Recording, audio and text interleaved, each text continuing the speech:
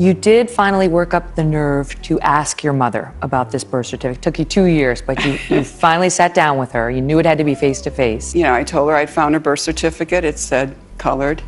And she became very indignant with me. And she said, I don't know what birth certificate you have, but mine says I'm white. The census records, your father's listed as black. And I have a letter from the state of Louisiana saying that COL means colored. Well, she got very quiet. And she looked at me and she said, you have to promise me you will never tell anyone until after I die. And then she said, because how will I hold my head up with my friends if they know? She was passing for white, but on her, her birth certificate and the census record, she's listed as colored or black. She went from being designated black to being designated white.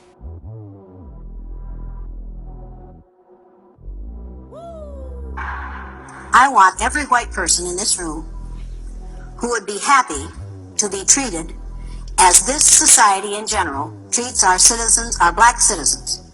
If you, as a white person, would be happy to receive the same treatment that our black citizens do in this society, please stand. You didn't understand the directions. If you white folks want to be treated the way blacks are in this society, stand. Nobody's standing here. That says very plainly that you know what's happening. You know you don't want it for you.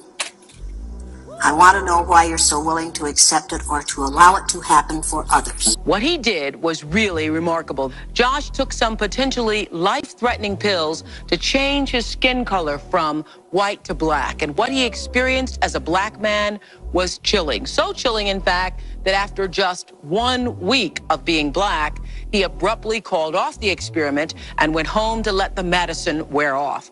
I went in this pool hall to get a drink. They followed me around like I was a thief.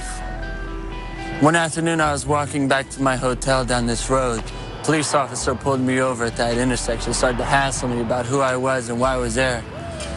Things like this never happened to me when I was white.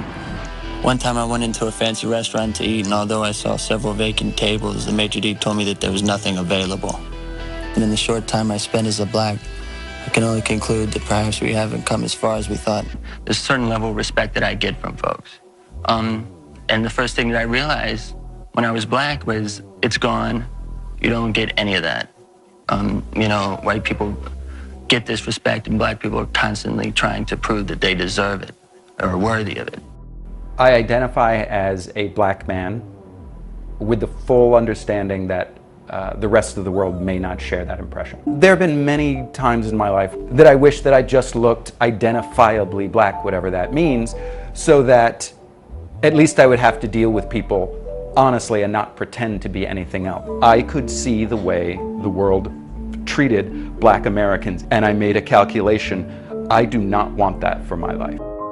Most people think I'm a white woman, and that is both largely a source of privilege for me, and it's also a source of alienation from people who otherwise I would feel comfortable with and part of a community with. A really big part of how race is acted on in our country is based on physical appearance. But I don't like him on the fact that he's black. Absolutely not. My personal beliefs and my personal experience, I don't like him. I never have, and I never will. What is it about black people that you don't like? Well, the thing is, based on the experience and the people I've worked with, where I come from, I'm sick and tired of people thinking, specifically I am mentioning black people, thinking we owe them something. Sterling made his thoughts clear about her associations with black people like Magic Johnson. That bothers me a lot that you want to broadcast that you're associating with black people. It says R.F. Chapman raging against his son because he has a black girlfriend. The Inquirer doesn't say how it got this tape, but it is loaded with the N-word and other offensive words. We just want to warn you of that. Here is a brief bit of it. It's not because she's black. It's because we use the word sometimes here. I'm not going to take a chance ever in life of losing everything I've worked for 30 years because some heard us say and turned us into the Inquirer magazine. Our career is over. I'm not taking that chance at all.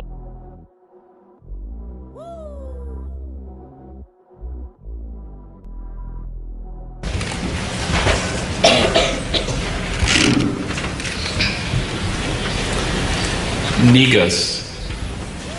Negus. What is the language of origin? Ethiopian to Amharic. What is the definition? A king. It's used as a title of the sovereign of Ethiopia. Negus. Negus. Could you use it in a sentence? The Negus ruled Ethiopia until the coup of 1974. Negus. Right there. I just don't want to put my hands down. I'm really sorry. I'm just... You're just really wrong. No. I've just seen way too many videos of problems. But you're not black. Remember, we only kill black people. Yeah, we only kill black people, right? All the videos you've seen, have you seen white people get killed? We only kill black people. Yeah, we only kill black people, right? We only kill black people. Yeah, we only kill black people, right? We only kill black people. Yeah, we only kill black people, right? Did you have any problems with looters? Not anymore. Not anymore. But you did. They're all dead. What happened? We shot them. How many people you shoot? 38. It makes me sick. It makes me sick to my stomach to even, you know, hear that guy talking about how many people they shot, killed, and, you know. One man shot in the days after Hurricane Katrina is Donnell Harrington. He shows the scars from a gunshot wound to the back.